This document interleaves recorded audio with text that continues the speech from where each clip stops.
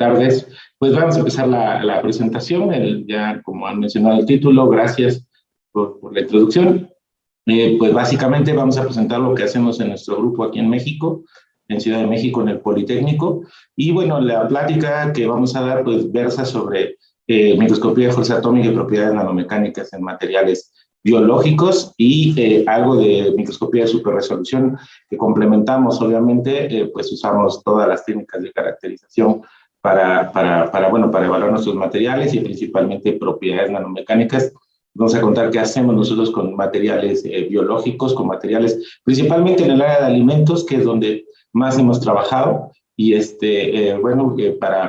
parte de este simposio pues, es enriquecer desde diferentes puntos de vista los trabajos que se hacen científicamente en diversas áreas.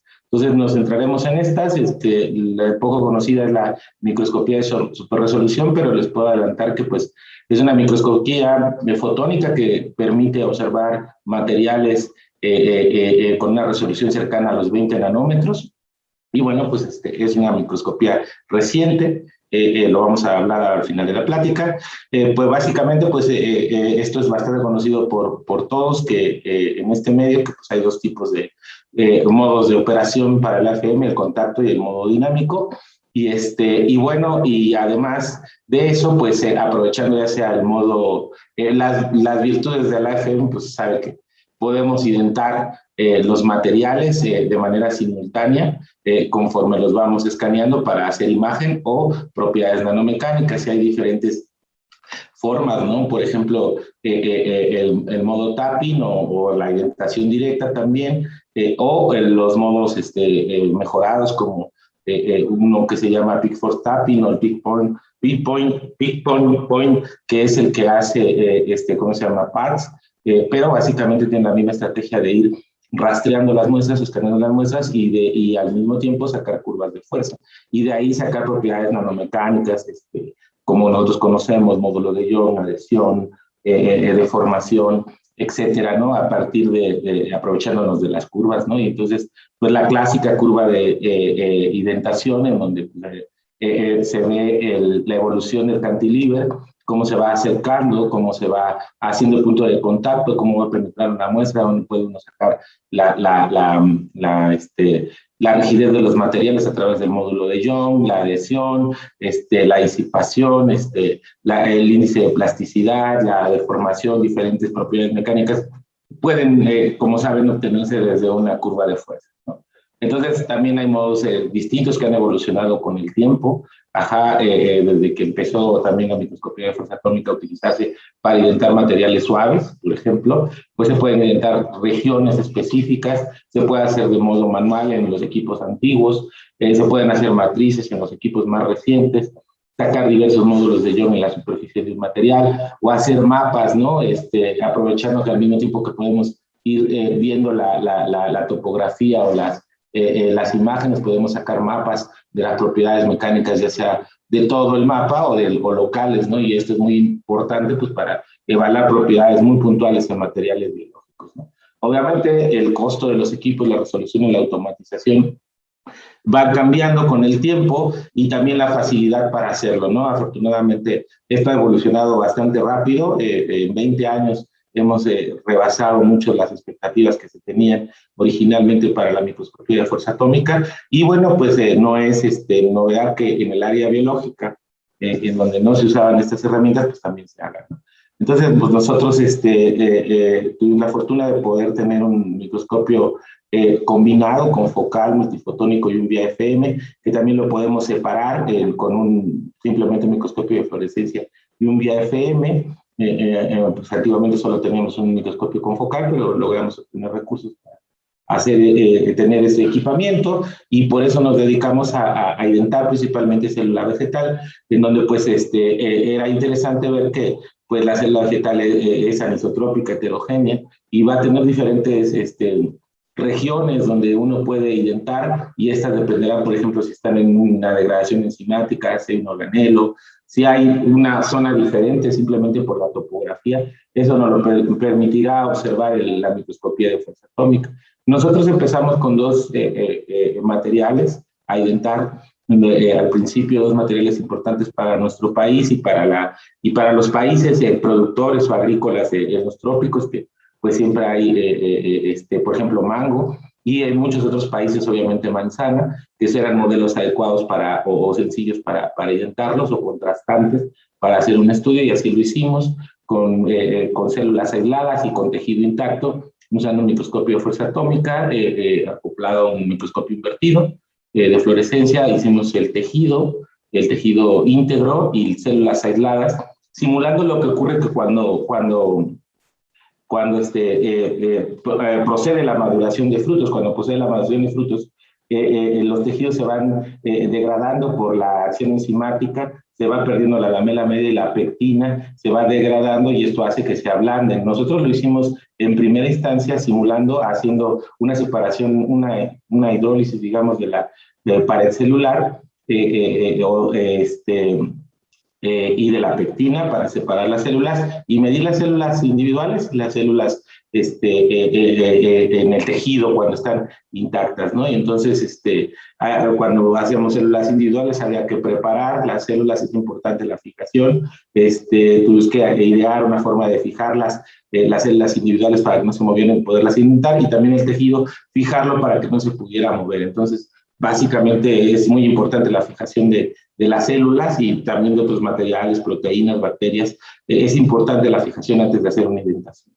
Entonces nosotros usamos el método de point and shot o ir indentando regiones específicas y sacar los histogramas de estos materiales y hacer una matriz de indentación y ver cómo se comportaba. Bueno, pues es la topografía del tejido intacto y la topografía cuando le hemos solubilizado la pectina, las células aisladas, pues se ve las fibrillas de celulosa solamente porque ha perdido la lamela media, y eso hace que se ablanden las células, que fue lo que encontramos.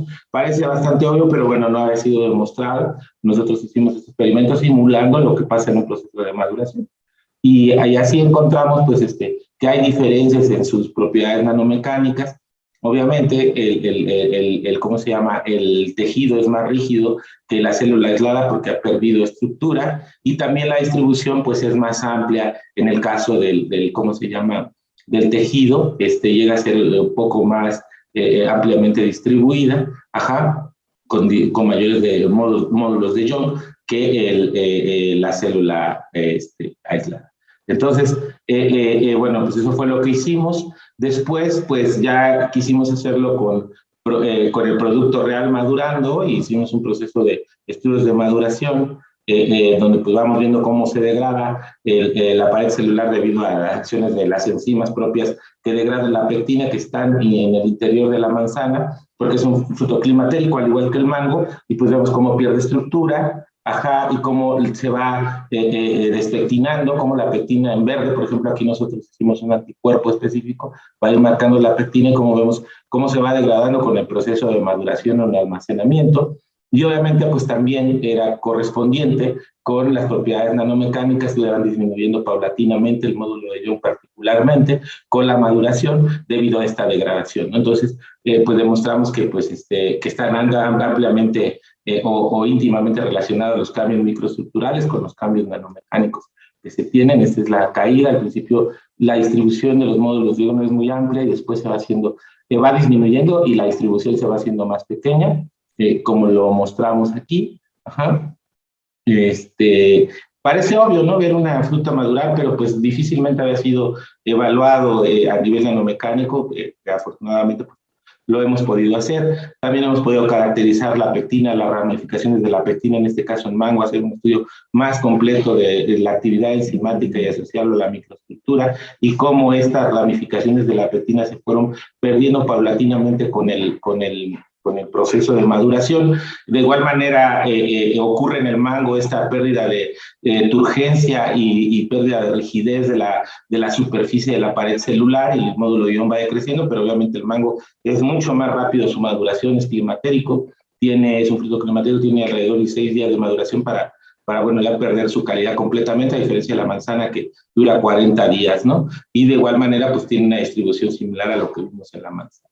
Entonces, los trabajos relativos a estos están aquí publicados, o sea, los ponemos aquí, publicamos bastantes trabajos relativos a estos estudios de mecánica celular. Y posteriormente lo que hicimos es extender a diferentes cultivares de manzana, porque pues decíamos, a ver, ¿por qué es distinta la firmeza de una manzana?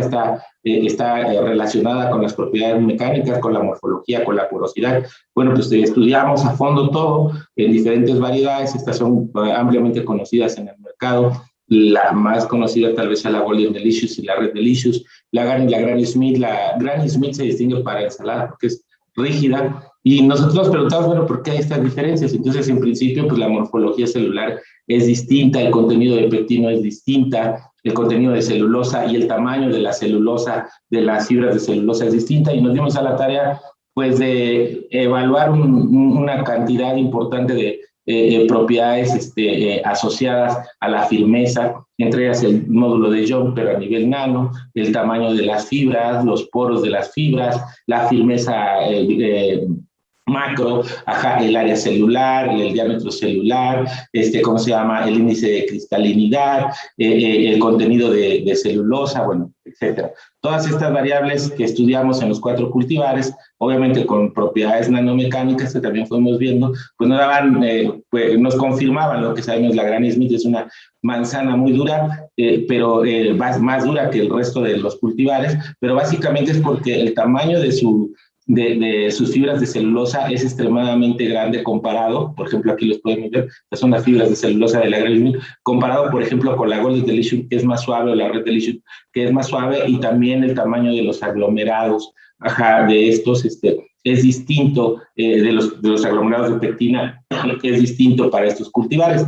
Entonces, pues, colectamos toda esa información y sacamos un modelo de correlación en donde vemos qué depende la firmeza de una manzana, y pues depende principalmente del módulo de Young, del tamaño de las fibras, del índice de cristalinidad, del tipo de pectina que tenemos, y del área celular, y bueno, esto lo hicimos por correlación para ver qué tan diferentes eran ellas, y pues lo publicamos por ahí, en una revista de post cosecha. Y bueno, después hemos seguido haciendo cosas, por ejemplo, con evaluar propiedades nanomecánicas en raíces de tomate, y después poner esas raíces de tomate expuestas a nanomateriales para ver cuál era su efecto. Entonces aquí la ventaja que tiene la microscopía de fuerza atómica es que puedes identar a nivel local en diferentes regiones sus propiedades nanomecánicas, y también puedes evaluar su morfología, y así lo hicimos en la zona del tejido vascular, del parénquima y del epidermis,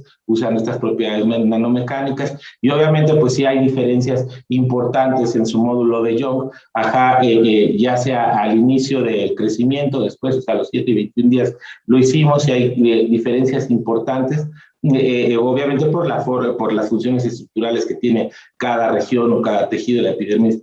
Puede tender a ser más dura, mientras el parénquima un poco más suave, pero va cambiando de manera global conforme va creciendo. Aquí lo podemos ver, por ejemplo, como por ejemplo el módulo de Young, por ejemplo la epidermis es primero suave, porque no se ha formado adecuadamente a los primeros días, pero después de 21 días de crecer el tejido o los cultivos de manzana, perdón, de tomate, vemos como se va endureciendo la epidermis, se va haciendo más rígida, y se va ablandando el parénquima, porque pues da lugar al crecimiento de otros organelos, y el tejido vascular también se va ablandando. También cambian el índice de plasticidad, la forma de las células, pero bueno, aquí lo vemos claramente. Por ejemplo, al inicio del proceso el tejido vascular no es tan importante, pero después de 21 días el tejido vascular es muy importante, y la epidermis de la raíz de tomate se va engrosando. Cuando metimos nanopartículas de titanio para ver cómo tenían influencia, pues vemos que permeabiliza de alguna manera la pared celular, o las paredes celulares del tejido de las raíces de tomate, porque lo hicimos en las raíces de tomate, y da un crecimiento más vigoroso el agregar, por ejemplo, nanopartículas de titanio, de óxido de titanio, y aquí lo vemos en su crecimiento, ¿no? Y también en sus tejidos, y también en los cambios ¿cómo se llama? En las propiedades nanomecánicas. Vemos cómo se van cambiando conforme cuando se agrega las nanopartículas de dióxido de titanio, pues vemos cómo va haciendo más rígido el parénquima, pero más suave la epidermis, y también el tejido vascular, que es por donde se transportan estos nutrientes, ¿no? Aquí también con transmisión, con microscopía de transmisión, vemos cómo está localizada tanto como intermolecular las nanopartículas de dióxido de titanio. También otras cosas que hemos hecho es identar, por ejemplo, en este caso, bacterias patógenas, aquí bacterias patógenas sin ningún tratamiento, pues su topografía está intacta, pero cuando hemos usado extractos de chile, por ejemplo, obtenidos por sonicación de manera convencional o combinados, vemos que los efectos en la estructura celular son muy dramáticos, y también en las propiedades nanomecánicas las endurecen, van endureciendo, van perdiendo su urgencia las bacterias y obviamente inactivándolos, ¿no? Este es un proceso bacteriostático, ¿no? Donde después de 12 horas, 8 horas, 4 horas, dependiendo del tipo de extracto, se van listando las bacterias e inactivando y también cambiando las propiedades nanomecánicas. Y pues eso también es interesante estudiar en muchos sistemas, por ejemplo, donde hay que destruir patógenos, poner antimicrobianos. Es muy interesante hacerlo a nivel de bacterias. También hemos identado materiales duros como la cáscara ¿cómo se llama?, de diferentes nueces, avellanas, nuez de Castilla y nuez pecanera, tienen distintas propiedades nanomecánicas porque su estructura o su arquitectura es, aunque similar, es distinta en dureza, en organización, y bueno, pues este material lo estamos tratando de caracterizar porque pues al ser bastante rígido puede ser un material interesante para hacer nuevos compositos. Y bueno, pues aquí están los cambios en las propiedades nanomecánicas. En este caso, ya no intentamos con un cantilever normal, usamos un cantilever con una punta de diamante y sacamos las propiedades nanomecánicas de las nueces. En este caso, pues la nuez de Castilla resultó ser la más blanda, luego la pecanera, y la avellana resultó ser más dura, en general tiene una mayor dureza.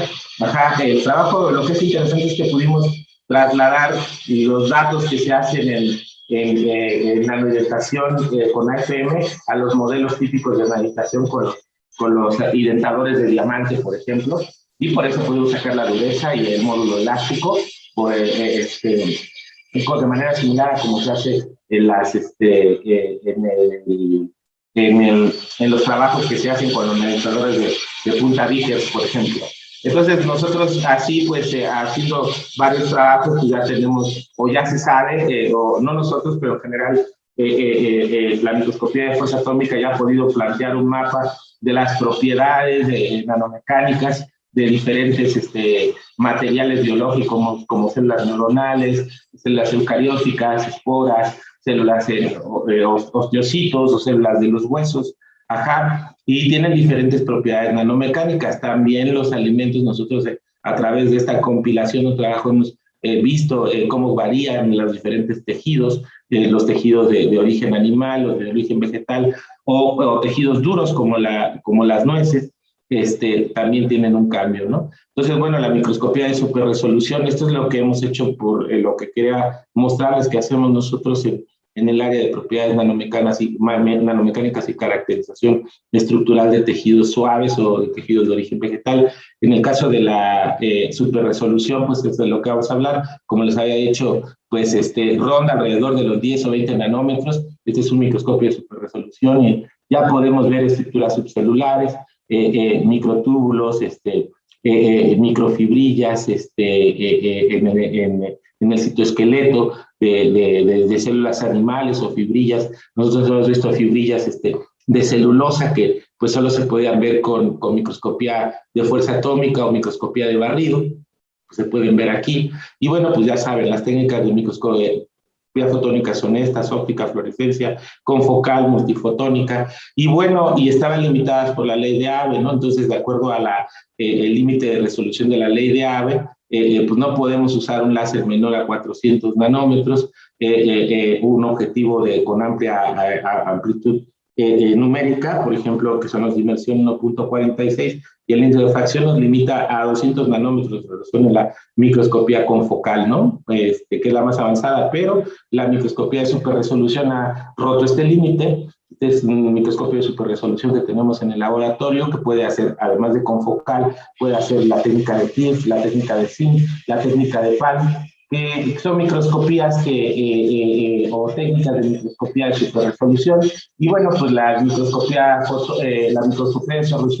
de superresolución es aquella microscopía fotónica que permite obtener imágenes de mayor resolución en comparación con la microscopía convencional, al menos en un factor de luz.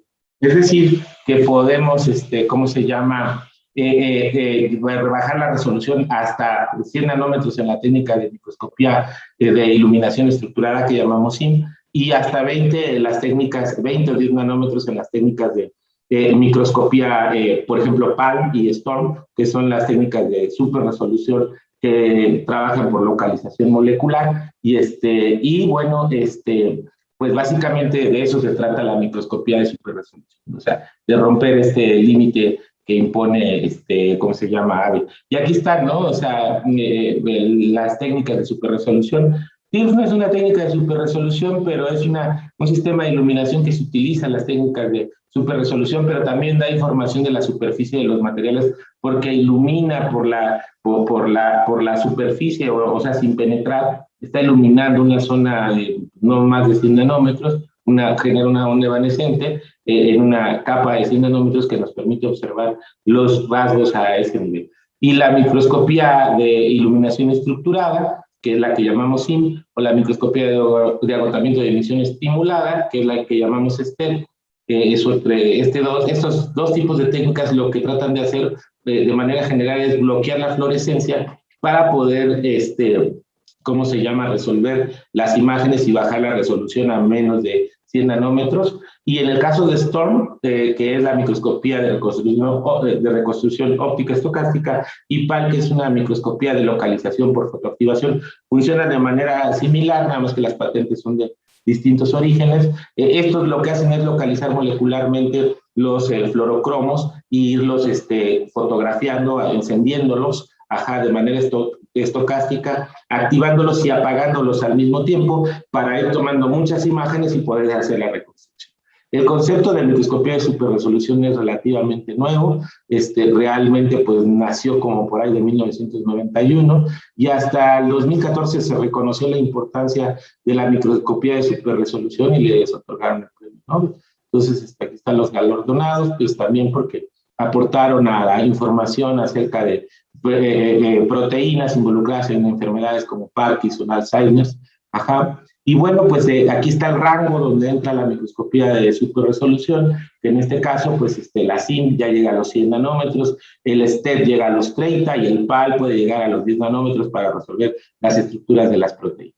Y bueno, aquí está el mapa, por ejemplo, este es un microtúbulo, esta es una representación de un microtúbulo, visto en barrido, y que en realidad tiene 20 nanómetros de diámetro, pero si lo viéramos con la microscopía confocal lo veríamos así, gordo, o sea, veríamos algo irreal. Si lo vemos con SIM, usamos GRIDS para bloquear la fluorescencia y poder ir reconstruyendo la imagen, también aspectos de transformadas de Fourier para recuperar la imagen, y después de estas transformadas y de varias tomas en varios ángulos, usando estos GRIDS en varios ángulos, ¿cómo se llama?, podemos llegar hasta los 100 nanómetros y estaríamos viendo esto. Con STED usamos un láser de deflexión que bloquea la función digamos, la fluorescencia, la función de distribución de puntos, el point spread function, que así se denomina. Lo bloqueamos con un láser de deflexión y podemos reducir la fluorescencia hasta 30 nanómetros y resolver mejor la estructura de los biomateriales. En el caso de PAL, fotolocalizamos, los encendemos, los apagamos, tomamos las imágenes y volvemos a repetir este proceso un montón de veces para poder reconstruir las imágenes y poder tener una resolución de 10 nanómetros. Aquí está el cuadro de las diferentes técnicas, 100 nanómetros, entre 30 y 50, por la diferencia en la técnica, en la forma de hacerlo, y el Palmistor entre 10 o 40, ¿no? Obviamente se usan diferentes marcadores, fluorocromos, el SIM usa los normales, los que usamos en fluorescencia, el STET requiere ciertos marcadores orgánicos y el Palmistor se requiere marcadores fotoswitchables o fotoactivables que se puedan prender y apagar, y que no tengan mucha emisión para poder hacer la reconstrucción, ¿no? Entonces, este es un sistema de microscopía de superresolución donde aquí está acoplado un confocal, este es los láseres del confocal y los láseres de los módulos de superresolución, cámaras especiales, se pone igual en un microscopio invertido. Este es nuestro sistema donde pues, nosotros podemos hacer lo que les digo, microscopía confocal tradicional, TIRF, que sirve para evaluar la superficie y la estructura de la superficie, el SIM, que pues mejora con mucho la microscopía confocal, la estructura, y el PAL, que ya hace reconocimiento molecular. Entonces, aquí, así se ve, por ejemplo, en la microscopía SIM, se ve la mejora, es una mejora muy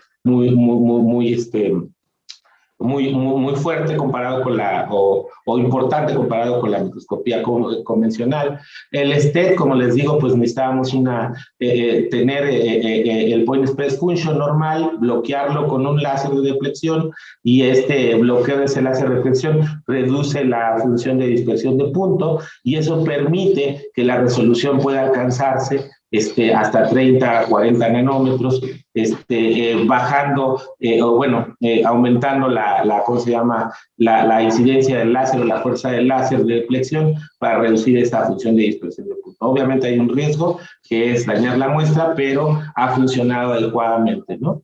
Son estrategias diferentes para observarlos. Esto es lo que se ve en confocal y lo que podemos ver en STET. Obviamente se mejoran mucho las imágenes. Y en el caso de Palmistor, pues lo que hacemos es una localización de la función de dispersión de punto a nivel molecular. Localizamos esos puntitos, pues podemos localizar varios puntitos de manera simultánea, tomar una imagen, volver a localizar varios puntitos, tomar otra imagen y así repetir hasta 1000 imágenes para poder tener una verdadera reconstrucción del objeto y no tener esto que es lo que vemos en fluorescencia, por ejemplo, acá. Entonces, esto es más o menos se hace así, se van localizando, se van encendiendo, se localizan los puntos que queremos reconstruir, los capturamos y volvemos a repetir esto varias veces hasta que resolvemos la imagen y podemos conocer la verdadera estructura de los materiales biológicos sin usar, por ejemplo, microscopía de barrido, e incluso localizar, pues la microscopía de fluorescencia permite marcar 2 o 3 estructuras al mismo tiempo. Entonces, así se pueden obtener, por ejemplo, información a nivel ultraestructural, por ejemplo, de poros en los núcleos, cosas que no nos permitían revelar la microscopía de fluorescencia, nos dejaba nebuloso el asunto. Es algo así como el Hubble, ¿no? De la microscopía de fotónica, que ahora, pues esto es lo que veíamos desde la Tierra, y el Hubble ya nos permite ver, por ejemplo, estructuras que no habían sido develadas, y ahora sí lo podemos ver con microscopía de superresolución.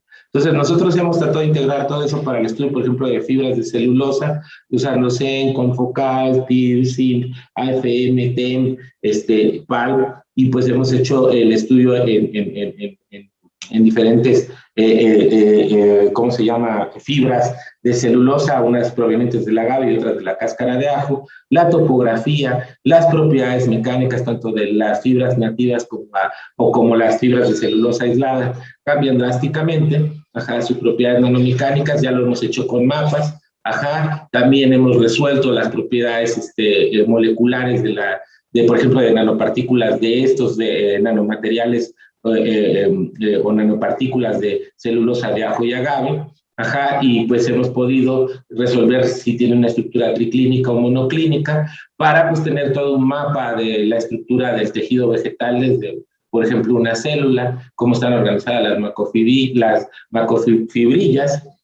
cómo están las microfibrillas estructuradas, las nanofibrillas y las nanopartículas y su estructura molecular. Y bueno, pues esto es un ejemplo de lo que hemos hecho en el laboratorio, con el confocal, con el TIRF, con el SIM y con el PAL. No tiene STOR porque el STOR es una técnica que está patentada por otra compañía de microscopía, y la compañía de la que tenemos nosotros el microscopio, pues solo tiene PAL, y pues son moléculas de proteínas que pues, se ven así como un puntito, pero ya las puede resolver el PAL adecuadamente o sin problemas. Entonces, este es en donde estamos, la Escuela Nacional de Ciencias Biológicas está aquí, en la avenida Wilfrido Massieu, cerca del Centro de Nanociencias, caminando, que también compartimos infraestructura. Estos son los microscopios que tenemos, nanoorientadores, microscopios de fuerza atómica, un BioFM, el microscopio de superresolución y otros equipos que tenemos. Entonces yo doy un agradecimiento a los organizadores del Congreso y bueno, del Nanosimposio, y pues solo espero las preguntas. Gracias.